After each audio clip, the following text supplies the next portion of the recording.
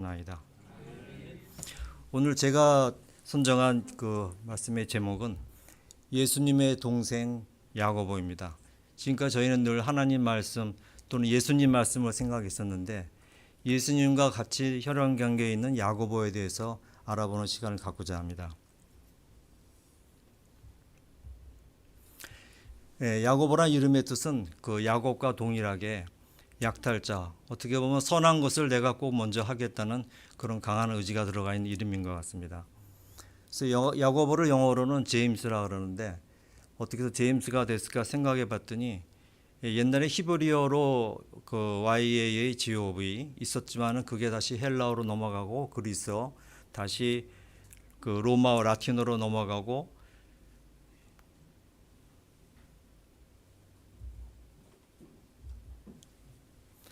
그 다음에 중세 영어가 나타나면서 JAMES, 제임스라는 게 나타났고 한국어로는 야고보로 됐습니다. 그래서 야고보로 생각할 때는 히브리에서 온 발음이 아닌가 생각되고 저희는 영어 제임스하고 많이 친숙하죠. 킹 제임스 성경. 또 우리 담임 목사님 강찬재 목사님의 영어 이름이 제임스 캉입니다. 제가 회사 다닐 때 저의 영어 이름도 우연찮게 제임스 팍입니다. 신약 성경에서 야고보는 누구인가? 첫 번째는 야고보는 예수님의 형제들 가운데 한 사람이었습니다. 마태복음 13장 55절에서 56절에 이렇게 나타나 있습니다. 다 같이 한번 읽어보겠습니다. 이 사람은 목수의 아들이 아니냐? 그의 어머니는 마리아라 하지 아니하느냐? 그의 동생들은 야고보와 요새와 시몬과 유다라 하지 아니하느냐? 그의 누이들은 다 우리와 함께 있지 아니하냐?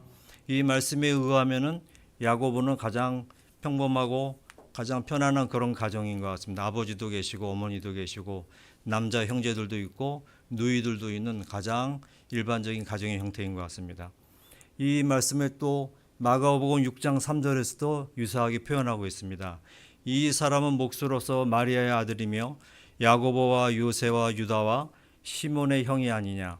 그의 누이들은 우리와 함께 여기 있지 아니하냐.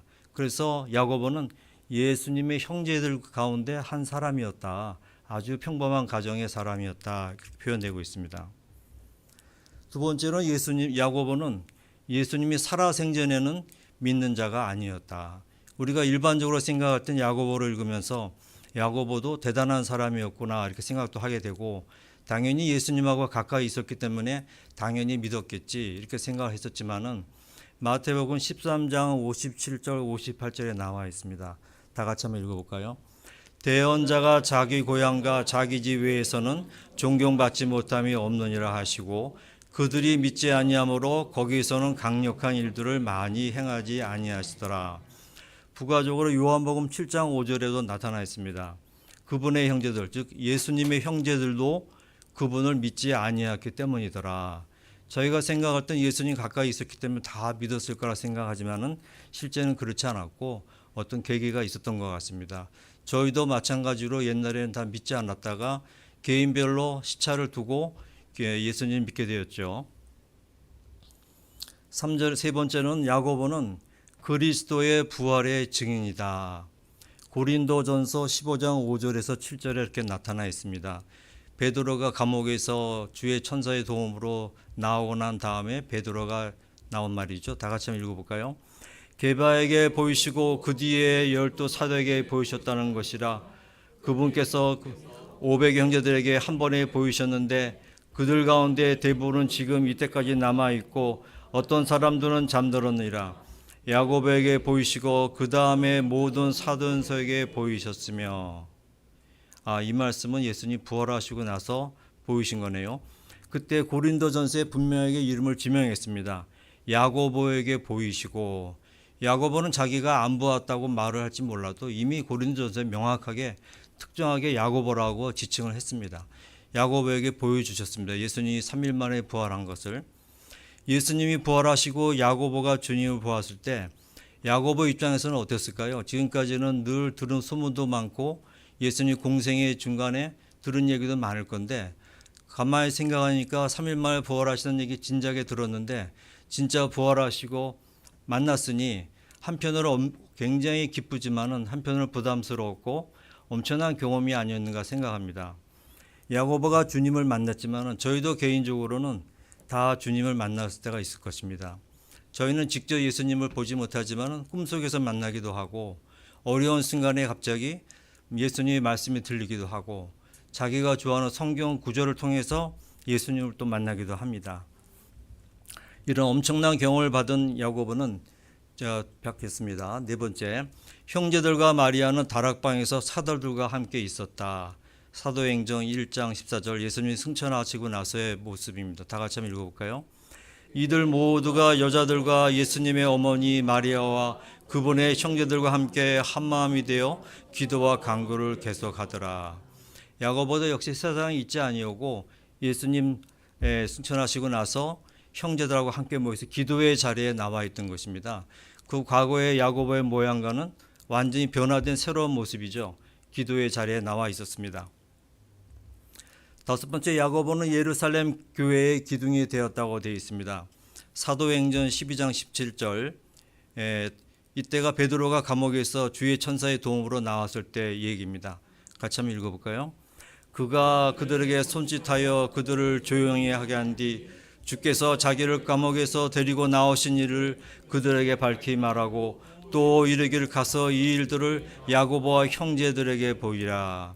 특별히 야고보라고 명확하게 지칭을 했습니다. 따라서 상당히 교회에서 중요한 직책을 갖고 있는 아마 리더라고 보이는 것 같습니다.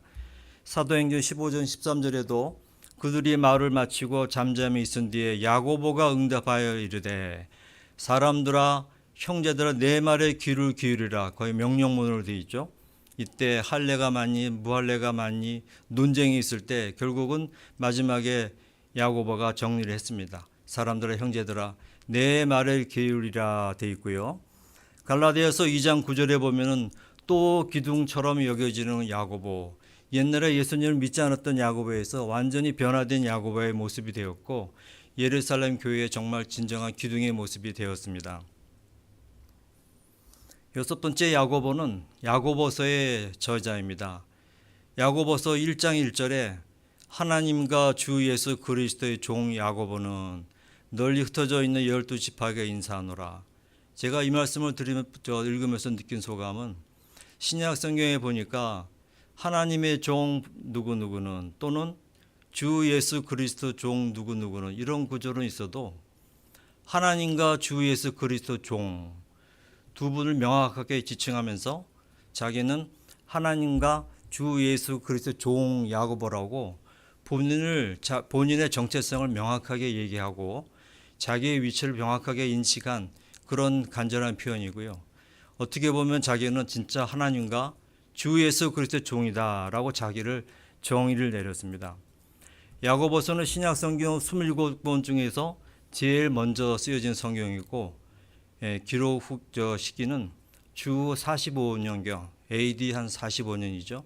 AD 45년이면은 로마가 500년 제국을 이루고 있을 때 거의 초창기 시간이었고 그때 한반도에는 AD 45년이면은 고려 백제 신라가 이제 시작을 해서 왕들이 이제 6대 왕, 4대 왕이 나올 때입니다. 지금으로 치면 한 1980년 전이죠.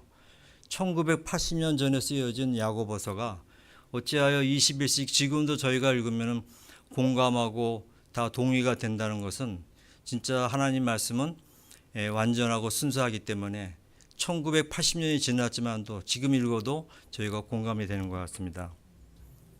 그래서 야고보서에는 야고보가 하나님의 영감을 받아서 글을 많이 적었습니다. 야고보서 1장 2절 다 같이 한번 읽어볼까요?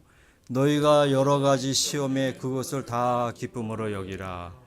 제가 야고보서 1장 1절에서 본인이 하나님과 주 예수 그리스도 종이라고 본인의 정체성을 나타냈고 1장 2절에 바로 너희가 여러 가지 시험을 제가 이 말씀을 읽으면서 감동받은 것은 저희가 세상 살면서 여러 가지 시험이 생길 거라는 것을 이미 1장 2절에 알려주셨고 그런 것이 여러 가지 시험이 온다 하더라도 너무 놀라지 말고 자기의 정의대로 해석을 하면은 그게 병이 되고 해결도 안 되고 자기 머리만 아프고 마지막 정답을 알려줬어요. 그것을 다 기쁨으로 여기고 이미 시험이 왔다는 것은 현실이기 때문에 내가 원하지 않지만은 시험이 왔기 때문에 그걸 인정을 하고 인내하고 연단의 시간이다 생각을 하고 기도하다 보면 해결이 되는 거다. 그래서 그거를 인정하기는 어렵겠지만은 그냥 기쁨으로 여기고 견뎌라. 그런 사랑의 메시지가 아닌가 그런 생각이 들었습니다. 야고보서 2장 9절 같이 한번 읽어볼까요? 너희가 사람들을 외모로 판단하면 죄를 범함으로 율법에 의해 범법자로 확정되리라. 저희가 이 말씀은 다 이미 들어서 알고 있지만은 실제는 저희가 눈으로 하나님 말씀을 읽고 하나님의 창조물의 아름다운 자연과 꽃을 보면 되는데 꽃을 볼 때 아름다운 꽃을 보지를 않고 꽃 기둥이 밑에 있는 그 잡초 10% 그쪽으로 저희가 시선이 뺏길 때가 종종 있습니다. 계절의 아름다움을 느끼면서 하나님이 창조하신 자연을 보면서 그 아름다움을 보면 되는데 어찌하여 우리는 또 때때로 부정적인 걸 볼 때가 많거든요. 그래서 2장 9절도 저희가 늘 실수할 수 있는 저희의 눈, 외모로 판단하는 것을 조심하라고 권면하는 말씀인 것 같습니다. 야고보서 3장 6절 같이 한번 읽어볼까요? 혀는 불법의 세견이라 혀는 우리 지체들 가운데서 그러하여 온몸을 더럽히고. 다음 절에도 또 말에 대해서 조심하라는 말이 있습니다. 같이 한번 읽어보겠습니다. 같은 입에서 찬송과 저주가 나오는데 내 형제들아 이것들이 결코 그리 되어서는 아니되느니라. 성경 말씀은 저희가 다 들어서 알고는 있지만은 때때로는 그게 마음에 와닿는 게 오래 걸리는 것 같습니다. 그래서 옛날 그 탈무드에 이런 말이 있습니다. 말이 내 안에 입 안에 있을 때는 내가 말을 다스리지만은 말이 입 바깥으로 나가는 순간 말이 나를 다스린다 이런 말이 있거든요. 그래서 저희가 말을 늘 조심해야겠다 생각하면서도 잘 안 되지만은 늘 눈과 입으로 말로 지을 수 있는 것을 조심해야 되지 않겠나 권면할 말씀인 것 같습니다. 오늘의 핵심 구절은 야고보서 2장 26절이 되겠습니다. 다 같이 한번 읽어보겠습니다. 영이 없는 몸이 죽은 것 같이 그렇게 행위 없는 믿음도 죽었느니라. 제가 이 말씀을 읽으면서 느낀 것은 어찌하여 죽었다는 것은 아주 강한 표현 아니겠습니까? 영이 없는 몸이 죽은 것 같이 그렇게 행위 없는 믿음도 죽었다. 어찌하여 이렇게 죽었다는 표현을 하셨을까? 죽었다는 것은 인간이 가장 두려워하는 것은 결국 죽는 거 아니겠습니까? 그래서 이렇게 강력하게 행위 없는 믿음은 죽은 것 같은 거다라고 아주 강하게 표현해 주신 것 같습니다. 마지막으로 야고보서 5장 13절에는 너희 가운데 고난당하는 자가 있느냐? 그때 해결 방법은 기도하는 거라고 이미 우리가 헤쳐나갈 살 길을 이미 열어주신 것 같습니다. 지금까지 살펴본 6가지에서 보면 정리를 하면은 야고보는 변화되었는데요. 평범한 가정에서 예수님의 동생을 태어나서 그 당시 예수님을 안 믿었지만은 부활하신 예수님을 만나고 다락방에서 기도하는 기도의 자리에 나가고 더 성장하여서 예루살렘 교회의 기둥이 되시고 본인의 정체성인 하나님과 주 예수 그리스도의 종 야고보라고 고백을 하는 야고보의 저자로 성장, 발전, 변화되는 모습을 보여주신 것 같습니다. 그래서 저희가 야고보에서 얻을 수 있는 교훈은 제가 3가지로 한번 정리를 해봤는데요. 첫 번째는 여러 가지 시험, diverse temptation. 내가 볼 때는 그게 시험이 아닌데 저 정도 가지고 뭐 시험이라고 그럴까나 이렇게 생각할 때도 있지만은 개인마다 받아들이는 정도는 다르기 때문에 특히 사회에 처음 나온 학교 생활을 마치고 사회에 처음 나왔을 때는 정말 경험이 짧다 보니까 작은 일도 엄청나게 큰 그 시험으로 느껴질 수가 있거든요. 그래서 좌절하고 힘들 때가 있지만은 이미 하나님께서는 살 길을 열어주셨습니다. 그것도 기쁨으로 받아들이고 인내하고 기도하고 나가면은 해결된다라고 살 길을 열어주셨고 누구나 갖고 있는 작은 지체, 리들 멤버, 특히 눈, 혀는 우리가 조심을 해야 된다고 이미 권면해 주셨고 마지막으로 행위, by works. 행위가 없는 믿음은 죽은 믿음이다 라고 말씀해 주셨고 행위로 믿음이 완전해져야 되고 말씀을 행하는 자가 되어야 된다. 이 말씀은 저희가 교회에 오면서 늘 들었던 말이지만은 참 쉽지가 않은 것 같습니다. 보통 현대말로 하면은 어디서 가장 거리가 먼 거는 머리에서 가슴까지가 제일 거리가 멀다고 합니다. 머리로 이해는 했지만도 그게 마음으로 감동이 오는 데까지 오래 걸리고, 또 마음으로 느꼈다 하더라도 그게 손과 발로 행동으로 가는 데까지가 또 오래 걸린다고 합니다. 그래서 표현하지 않는 사랑은 사랑이 아니다, 이런 말도 하고요. 사랑이 마음에만 머물고 있으면은 그게 그림자지, 사랑이 손끝과 눈빛으로 피어나야 그게 진정한 사랑이다, 우리가 그런 말도 하지 않습니까? 제가 말씀을 준비하다가 우연히 만난 인상적인 영어 단어가 하나 있었습니다. armchair expert라는 단어를 만났는데요. 체어는 의자 아닙니까? armchair니까 팔을 얹어놓을 수 있는 아주 안락한 의자.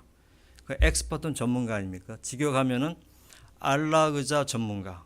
다시 의역을 하면 안락 의자에 앉아서 편하게 배운 사람. 다시 말하면 배우긴 배웠으나 실행한 바가 없는. 그래서 우리는 암체어 엑스퍼트가 되면 안 되겠죠. 예를 들어서 자동차에 대해서 하루 종일 말할 수 있을 정도로 박학다식합니다. 자동차의 종류, 재원, CC, 영비 다 합니다. 그런데 운전을 할 줄 몰라요. 그럼 그게 뭐 무슨 의미가 있습니까? 저희가 교회 와서 하나님 말씀을 엄청나게 많이 듣고 말씀을 들어서 머리로는 엄청나게 많이 아는데 실행이 안 된다면은 참으로 허망한 거 아니겠습니까? 말씀을 행하는 자가 되라고 했지만도 우리는 어느 순간 자기도 모르게 암체어 엑스퍼트가 될 수 있는 경우가 참으로 많이 있는 것 같습니다. 그래서 마지막으로 저의 결론은, 우리가 하나님 말씀을 듣고 또 하나님 말씀을 신뢰하기 때문에, 그렇다면은 작지만은 우리가 자기가 할 수 있는 범주 내에서는 실행하는 용기가 우리에게 필요한 게 아닌가, 그렇게 생각하고, 우리 교회에 다니신 모든 우리 형제 자매님들이 말씀을 듣고 실행하는 용기가 있으면 좋겠습니다. 예, 기도하고 마치겠습니다. 사랑과